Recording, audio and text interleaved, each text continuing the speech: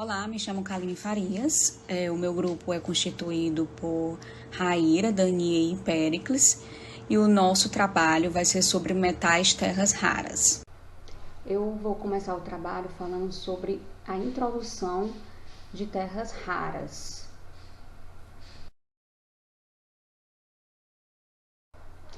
O nome terras raras surgiu devido à grande dificuldade em encontrá-los com bom grau de pureza e concentração.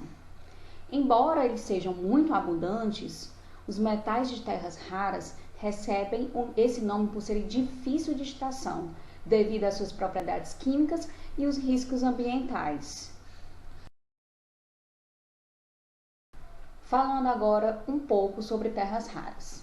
O termo elementos de terras raras se refere aos 15 elementos metálicos, elementos das séries dos lantanídeos, juntamente com o ítrio, quimicamente semelhante, e ocasionalmente escândio. A característica que é mais marcante quando se fala de terras raras é o fato de que esse grupo de elementos apresentam o quê? Propriedades químicas essencialmente semelhantes, né? Sendo que se observam apenas diferenças muito sutis na reatividade dos seus íons trivalentes. Devido ao quê? Devido aos seus diferentes raios iônicos. Aqui nesse slide eu tenho os principais elementos de terras raras, né? Pode ser o escândio, o ítrio, o lantânio, o cério, o praseodímio, o neodímio, o bromécio, o samário, o erópio, o gadolínio, o térbio, o diprósio, o ômio, o érbio, o túlio, o itérbio e o lutécio. Só que de todos esses, 6 têm uma suma importância econômica superior aos demais, que é o neodímio, o latânio, o praseodímio, o cério, o gadolínio e o samário. Então, em consequência da similaridade que eu falei no slide anterior, constata-se que os elementos terras raras eles ocorrem na natureza invariavelmente associados uns aos outros. Então, os elementos eles são normalmente subdivididos em 2 subgrupos. Primeiro, nós temos o subgrupo de sério, de elementos terras raras, que são chamadas leves, que inclui do lantânio ao erópio. E temos o outro subgrupo de ítrio, que vai dos elementos que são chamados elementos terras raras, o que? Pesadas, que inclui os elementos latanídeos restantes, que vai do gadolínio para o lutécio, bem como o ítrio, né? O escândio, quando ele é classificado como elemento terra rara, ele nem está incluído nas classificações dos elementos terra raras leves e nem está incluído nos elementos terra raras pesadas. Então, os elementos de terras raras, eles nunca são encontrados como metais puros, né? Em vez disso, eles são encontrados em uma variedade de minerais, incluindo o quê? Incluindo silicatos, óxidos, carbonatos, fosfatos e halogênetos. São encontrados também em proporções econômicas dos minerais, como monacita, bastinaesita, xenotima e em argilas lateríticas. As argilas e as xenotimas são as principais fontes dos elementos terras raras pesados. Monazita e bastinaesita são principal fontes de terras raras leves, os chamados leves, né? Caracteristicamente, eles são o quê? São dúcteis, são maleáveis, são de baixa dureza, altamente magnetizáveis e bons condutores de calor e eletricidade.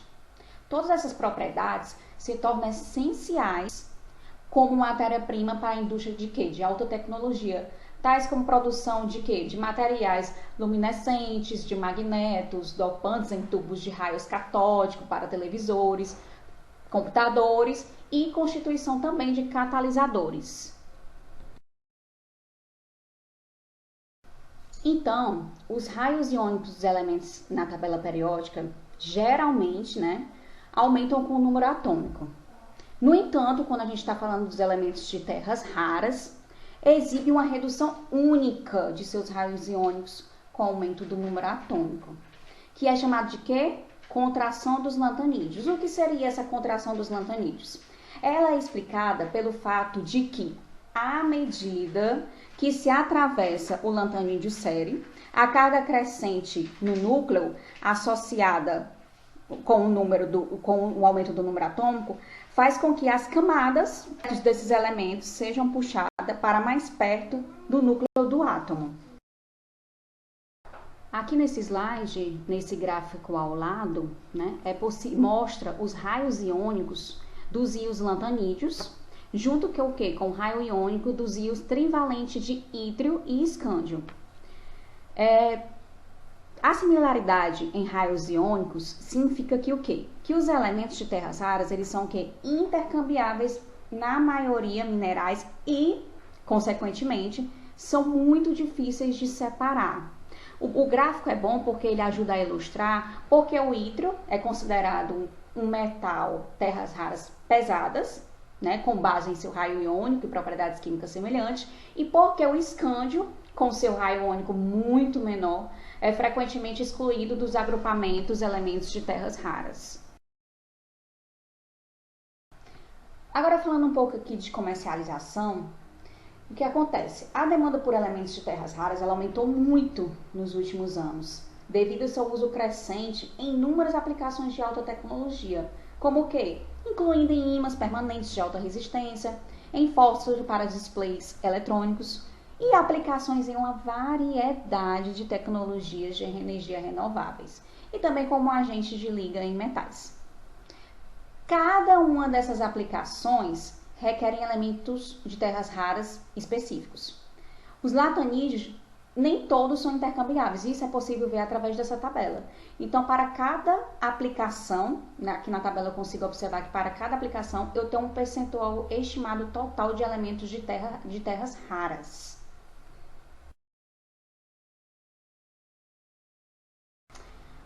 Existem aproximadamente 100 milhões de toneladas de reservas de óxido de terras raras no mundo, espalhado por mais de 30 países, né? O consumo de terras raras hoje, ela está em torno de 150 mil toneladas por ano e só tende a crescer devido à demanda do mercado de se expandir muito, né? Atualmente, 97% do fornecimento mundial está aonde? Na China. Maior desenvolvimento na China levou o governo chinês a quê? A limitar as exportações anuais, numa cota de aproximadamente 35 mil toneladas de óxidos de terras raras. Enquanto a demanda anual chinesa não deve chegar nem a 80 mil toneladas no ano de 2015. Então, o baixíssimo preço no passado e os enxutos custos de produção na China fizeram com que as empresas de outros países não se interessassem mais pela exploração desses elementos. A China era exportadora porque não consumia muito, mas com o aumento da demanda interna, né, faz sobrar menos terras raras para serem exportadas. Nesse slide aqui, de acordo com esse gráfico, eu vejo que o maior predomínio de reservas de terras raras é na China. Mas também existem localidades diferentes em que se tem reservas, como o Brasil, como a Austrália, Índia, Estados Unidos, Malásia, dentre outros, né? Mas a maior produção também é observada onde? Na China. Como eu falei no slide anterior, a China, ela limitou, né, as cotas em aproximadamente 35 mil toneladas de óxidos de terras raras. Enquanto a demanda anual, ela chega mais ou menos ao quê? Como está aí no gráfico, a 95 mil. Nesse slide aqui é possível ver, né, nesse gráfico, que a China, ela produz mais de 90% das terras raras que são usadas na indústria mundial, enquanto o resto do mundo está bem abaixo. Essa constrição, né, de o suprimento estar sendo atendido pelo desenvolvimento de quê? De muitas novas terras raras, projetos de mineração, cada uma com a sua própria mineração e desafios de projeto.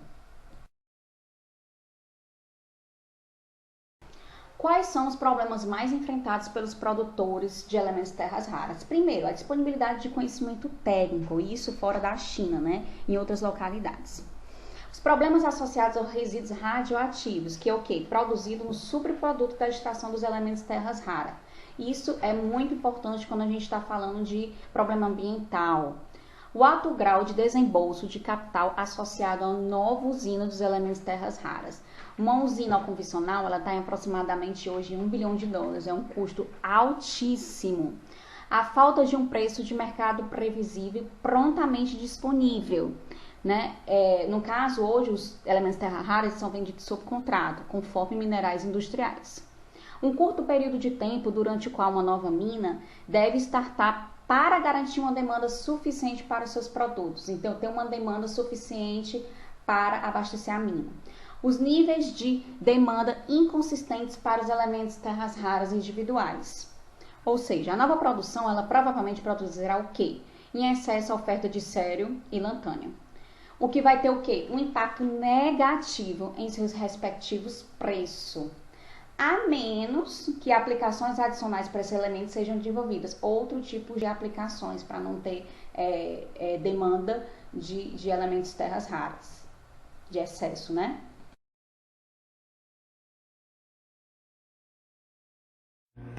Oi, professor. Oi, pessoal. Meu nome é Daniel e eu vou dar continuidade ao nosso tema terras raras, né? E dessa vez abordando o tópico 2, que envolve a separação por solvente de terras raras. Esse tópico ele vai ser apresentado por mim, Daniel, e posteriormente pela Raíra. Mas antes de adentrar o assunto em si, eu gostaria de falar a diferença sobre mineral e minério. Mineral ele é um corpo natural sólido e cristalino formado em resultado da interação de processos físico-químicos em ambientes geológicos. A gente sabe que cada material ele vai ser classificado e denominado não apenas com a base na sua composição química, mas também na estrutura cristalina dos materiais que compõem esse determinado mineral. E já o minério ele é um agregado de minerais ricos em um determinado mineral ou elemento químico que é economicamente e tecnologicamente viável para a extração. Ou seja, em outras palavras, quando um mineral ele tem em sua composição química um metal e que tem importância econômica, ele passa a ser chamado de minério. Tipo a bauxita, que é um minério de alumínio, a hematita, que é um minério de ferro, a cassiterita, que é um minério de estanho e por aí vai. Já em relação aos minerais que são aproveitados para a produção dos elementos de terras raras, é importante salientar que aproximadamente 95% dos óxidos de terras raras eles vão ser obtidos a partir de 3 minerais. Quais são eles? A monazita, a bastinacita e o xenotímio, que também pode ser chamado de xenótimo. Os dois primeiros que eu falei, que são a monazita e a bastinacita, eles vão ser os principais portadores dos elementos leves das terras raras. Já o xenotímio, ele vai ser a principal fonte de ítrio e também de outros elementos que vão chegar a compor aí a fração pesada das terras raras. Já falando um pouquinho mais sobre cada um deles e começando com a monazita, como diz aí no slide, a monazita ela é um ortofosfato de terras raras onde predominam os elementos leves. A fórmula estrutural da monazita é o RPO4, sendo o R o grupo dos elementos de terras raras, o sério, o lantânio, neodímio, samário, associados ao radical fosfato. Como a gente pode ver aí nessa tabela à direita, o lantânio, o sério, o neodímio e o praseodímio juntos, eles vão chegar a constituir cerca de 90% dos elementos de terras raras que vão estar presentes na monazita. Também existem outros elementos, como o tório e o urânio também, que no caso se encontram no mineral, e que também inclusive vão tornar ele radioativo. O conteúdo do tório ele vai ser muito variável, podendo aí oscilar entre 0,1 e 30%. E já a quantidade de urânio ela vai ser menor, que vai chegar aí a atingir cerca de 1,5%. Como a gente pode ver nessa tabela à direita, a monazita ela vai apresentar os teores variáveis, de 40 a 50% de sério, 20 a 36% de lantânio, 8 a 16% de neodímio, 3 a 5% de praseodímio, 0,5 a 3% de samário e 0,1 a 3% de ítrio. Já o xenotímio ou xenótimo, como eu havia falado anteriormente, que ele também pode ser chamado dessa forma, é a mais importante fonte de ítrio. que apresenta aí uma média de teor de 60% de ítrio, né? O xenotímio ele vai ocorrer associado usualmente à monazita, mas em quantidades menores que a monazita, né? Entre as mais importantes propriedades físicas do xenotímio pode aí se destacar que ele é mais fortemente magnético do que a monazita, né? Que é um fato que vai permitir a sua separação por métodos magnéticos. Ele apresenta também teores variáveis desses elementos que estão nessa tabela à direita, né? Como eu já tinha dito, 40 a 69% de ítrio, 4 a 19% de itérbio, 4 a 14% de érbio, 5 a 14% de disprósio e 1 a 8% de gadolínio. Em relação à bastinacita, fluorocarbonato de terras raras contém majoritariamente os elementos da fração leve das terras raras. Esses elementos a gente pode aí acompanhar nessa tabela à direita, né, bem como seus respectivos teores. 40 a 54% de cério, 25 a 40% de lantânio, 8 a 16% de neodímio e 3 a 5% de praseodímio. A bastinacita apresenta uma distribuição desses elementos similar à monazita, como eu já tinha falado anteriormente, né? Porém, o conteúdo de tório presente na bastinacita ele vai ser menor, normalmente aí inferior a 0,1%. A bastinacita ela é uma das mais importantes fontes de terras raras, tanto pelas suas reservas como também pelos seus teores. Agora eu vou falar sobre a extração por solvente de terras raras, né? Eu vou falar sobre o processo, né? Vale salientar que a extração por solvente veio a se converter na tecnologia mais apropriada e a que mais também tem sido utilizada para separar as terras raras, né? Devido a quê? Devido à sua simplicidade, aplicabilidade, uma ampla faixa de concentração e também devido à obtenção de produtos com elevada pureza. Essa figura que está aí no slide, ela é um fluxograma simplificado de uma planta de extração por solvente, né? O que é que essa figura quer dizer? A extração por solventes ela compreende as etapas de extração, lavagem e reextração. Na etapa de extração, a solução aquosa que contém o metal de interesse ela vai ser colocada em contato com o solvente orgânico, né? O solvente orgânico e a solução aquosa eles são immiscíveis. A espécie metálica se distribui entre as duas fases e a extensão da transferência depende da natureza do solvente e também das condições de extração escolhidas. Aí depois da extração, a fase orgânica, que é a menos densa, se separa da fase aquosa e é colocada em contato com uma solução de lavagem com o objetivo de retirar as impurezas que geralmente são aí co-extraídas junto com o elemento de interesse, né? É importante também salientar que na prática industrial, muitas vezes uma solução concentrada e pura do elemento de interesse, ela vai ser usada como solução de lavagem, né? Aí finalmente o solvente orgânico lavado, né? Ele vai entrar em contato com uma solução aquosa chamada de solução de reextração. Já o processo inverso da extração, ele tem lugar também nessa etapa, né? E o metal de interesse ele é levado de volta para a solução aquosa. O processo de reextração ele é comumente realizado com ácido ou base ou uma solução diluída aí do elemento extraído. Depois das etapas de extração, lavagem e reextração, o solvente ele é regenerado e convertido na forma adequada para a reação de extração. A regeneração ela é usualmente realizada contatando o solvente com uma solução alcalina ou ácida. É importante mais uma vez também salientar que muitas vezes a reextração e a regeneração elas vão ocorrer em uma mesma etapa, né? Era isso que eu tinha para falar, agora a Raíra vai continuar. Olá, meu nome é Raíra. Eu vou falar um pouco sobre os tipos de extratantes que são utilizados no processo de extração de terras raras por solvente. A classificação dos extratantes ela é feita de diversas maneiras. Gulte e Macquerage classificam os extratantes como trocadores catiônicos, trocadores aniônicos, extratantes neutros ou solvatantes e os extratantes quelantes. Habashi os agrupa de acordo com a função orgânica da molécula. Hitsey e Ashbrook adotam uma classificação que os separa em extratantes que formam compostos, extratantes que formam associação de íon e os extratantes solvatantes dos íons metálicos. Na classificação de Hitsey e Ashbrook, dentro do grupo dos extratantes que formam compostos, se encontram dois subgrupos, os extratantes ácidos e os extratantes quelantes.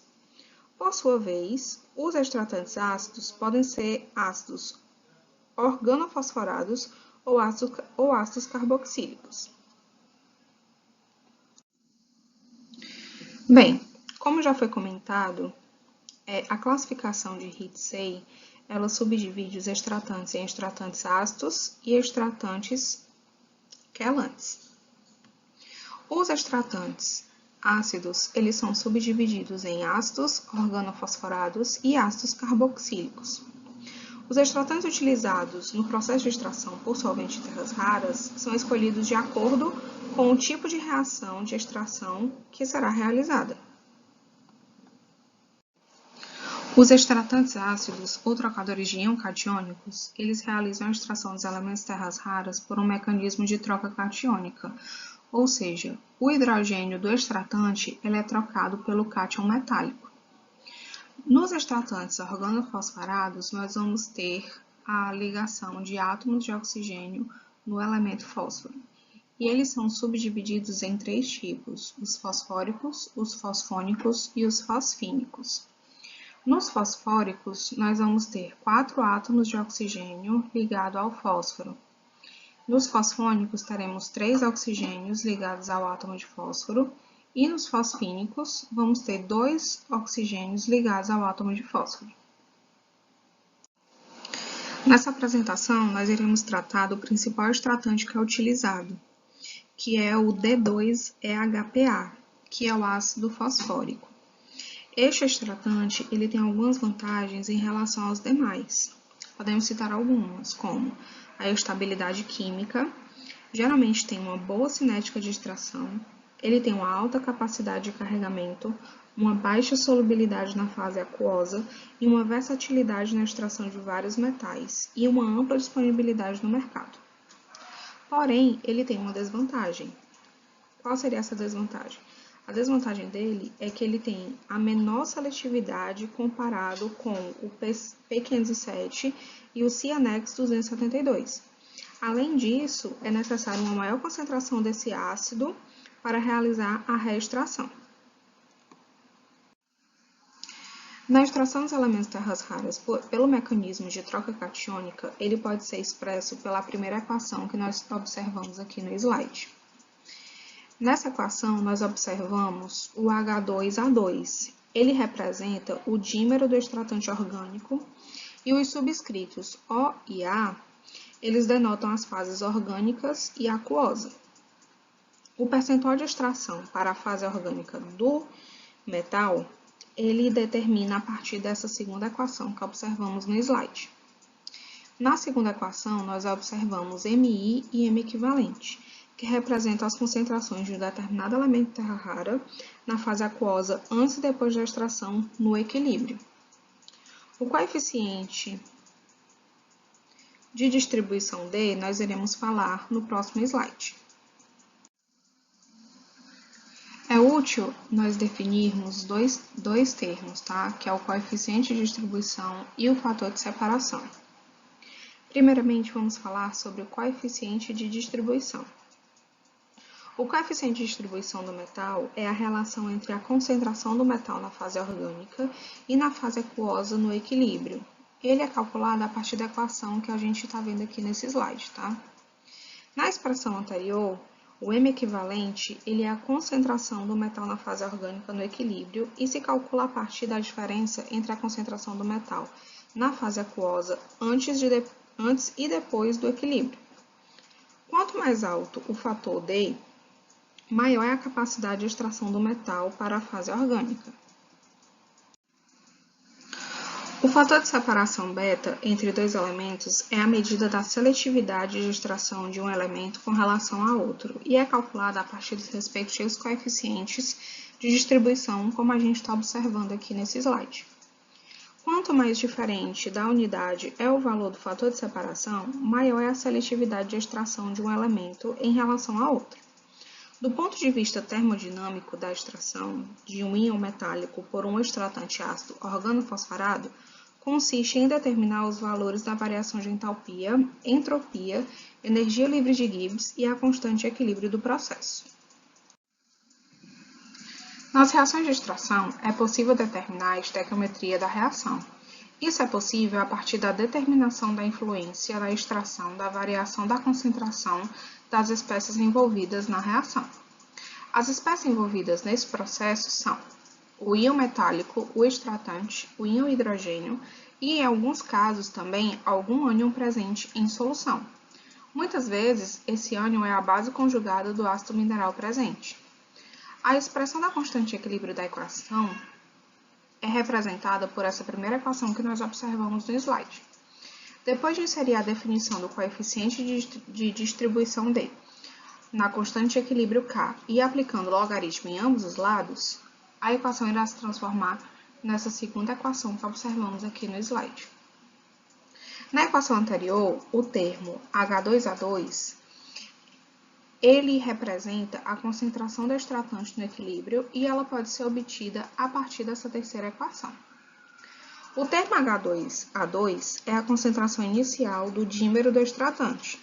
A partir da inspeção, é evidente que a extração de terras raras com trocadores de cátions é promovido pelo aumento do pH da fase aquosa, enquanto o processo de separação, que reverte a reação de extração, é promovido pelo aumento da acidez da solução de decapagem aquosa. A concentração de equilíbrio do extratante é calculada a partir dessa terceira equação, que é a de H2A2. Boa noite, me chamo Péricles Mendes e hoje eu vou falar sobre algumas operações de extração do solvente de elementos de terras raras, certo? Pois bem, as operações que eu vou falar são as operações em Malton Pass e a operação de Ron-Poulenc, certo? Malton Pass é uma mina localizada na Califórnia e atualmente é a única mina de terras raras dos Estados Unidos, certo? Produzindo em 2020 cerca de 15% das terras raras de todo o mundo. Seu principal minério é a bastnäsita e seu carro-chefe é o Europa. Antes de ser feita a extração do solvente, é realizada uma lixiviação, certo? Onde durante esse processo, o sério será separado dos demais elementos de terras raras no licor de lixiviação. Esse licor será passado para a primeira etapa de extração, onde será utilizado 10% em volume de D2 e HPA e ocorre a separação em DSM, certo? Ou neodímio samário, a partir de 5 misturadores decantadores. Essa separação ocorre por dois motivos. O primeiro, porque por conta da diferença do neodímio e do samário, eles são relativamente fáceis de serem separados, certo? A segunda é que o samário e elementos mais pesados, eles podem ser tratados utilizando uma quantidade menor de reagentes, certo? Ou seja, o grupo do samário ele pode partir para outra extração do solvente utilizando uma quantidade menor de D2 e HPA, enquanto que o grupo do neodímio e as terras mais leves serão passados por outro processo em escala muito maior, certo? O samário e as terras mais pesadas vão seguir para o extrato, enquanto que o neodímio e elementos mais leves seguem por refinado, sendo precipitados utilizando amônia e em seguida extraídos, certo? O extrato vai passar por uma segunda fase de extração do solvente, mas antes disso ele terá que passar por uma fase de precipitação de ferro, utilizando carbonato de sódio, certo? Feita essa fase, é realizada a extração do solvente com 10% de D2CHPA em querosene em uma bateria de 5 misturadores decantadores. Nessa fase também é feita de separação samário e Europa, certo? Onde o Europa e os elementos mais pesados seguirão para o extrato, e o samário e os mais leves seguem para o refinado. Esse refinado então será reintegrado ao primeiro processo de extração do solvente, onde ocorreu a separação neodímio e samário. Esse extrato que contém o európio, ele vai ser recuperado com ácido clorídrico e o európio e os outros elementos serão reduzidos e precipitados com ácido sulfúrico, para que sejam no fim calcificados e cheguem à sua forma desejada, que é óxido de európio com a pureza de 99,99%. Bom, aqui temos o fluxograma do processo. Como nós podemos ver, nós temos a bacinesita aqui, ocorre a calcinação, primeiramente, depois a lixiviação, onde o sério é recuperado. Aqui nós temos a primeira extração do solvente, a precipitação do ferro e a segunda extração do solvente, certo? No final nós podemos ver aqui, nós temos a solução de EuSO4, onde será usada para produzir Eu2O3. Bom, agora eu vou falar um pouco da operação de Rono-Poulenc, certo?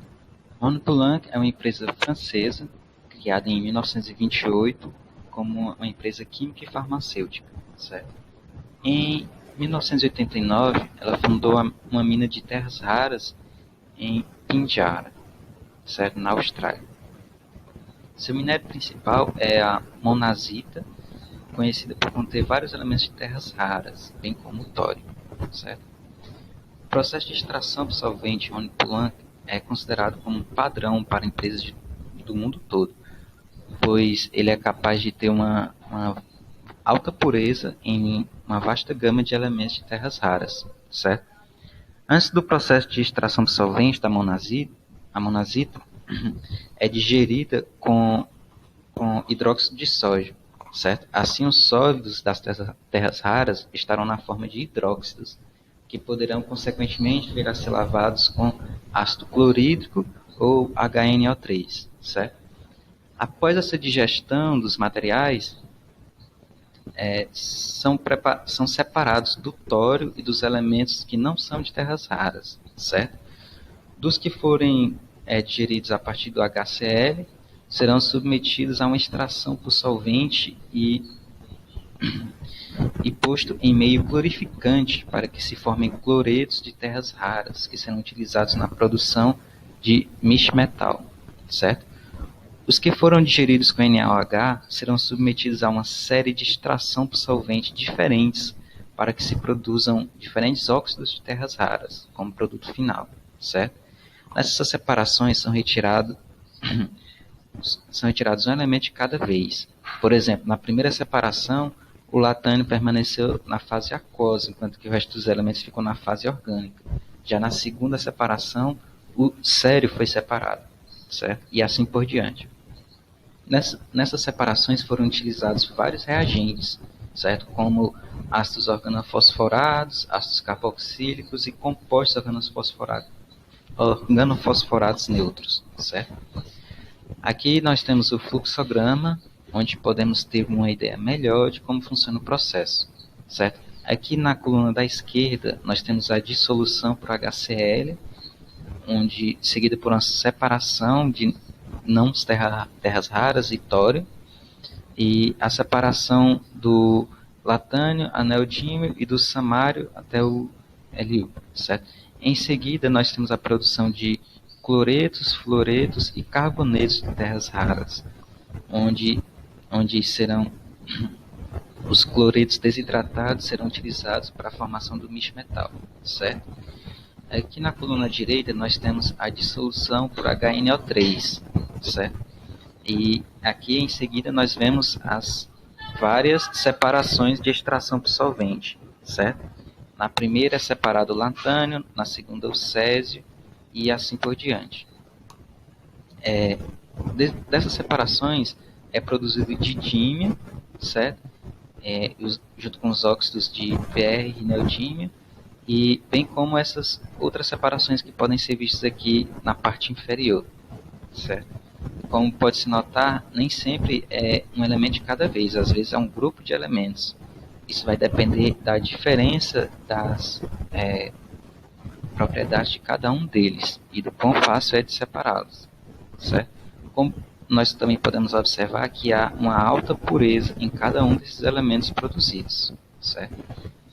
Então, essa foi minha apresentação, espero que vocês tenham gostado. E é isso aí.